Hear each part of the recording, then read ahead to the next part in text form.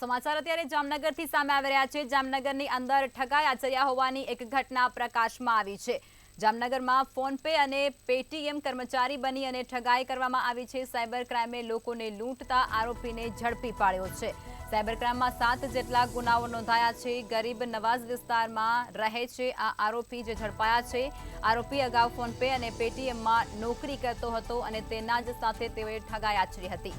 તો જામનગરથી આ સમાચાર જેમાં ફોન પે અને પેટીએમના કર્મચારી ઠગાઈ બની છે ત્યારે સાયબર ક્રાઇમે લોકોને લૂંટતા આરોપીને ઝડપી પાડ્યો છે। સાયબર ક્રાઇમમાં 7 જેટલા ગુનાઓ પણ આ સમગ્ર મુદ્દે નોંધવામાં આવ્યા છે અને ત્યારબાદ આરોપીની ધરપકડ કરવામાં આવી છે। ગરીબ નવાઝ વિસ્તારમાં રહે છે આરોપી તેવું પણ માહિતીમાં સામે આવી રહ્યું છે। આરોપી અગાઉ ફોન પે અને પેટીએમમાં નોકરી કરતો હતો। તો જામનગરથી આ સમાચાર મળી રહ્યા છે, આ માહિતી મળી રહી છે જેમાં ફોન પે અને પેટીએમના કર્મચારી દ્વારા ઠગાઈ કરવામાં આવી છે।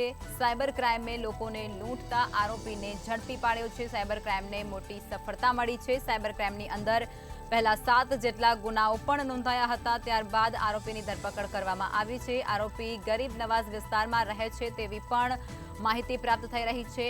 ત્યારે આરોપી અગાઉ ફોન પે અને પેટીએમમાં નોકરી કરતો હોય તેવી પણ માહિતી સામે આવી રહી છે। તો જામનગરથી આ ઘટના પ્રકાશમાં આવી છે જેની અંદર ફોન પે અને પેટીએમનો કર્મચારી દ્વારા ઠગાઈ કરવામાં આવી।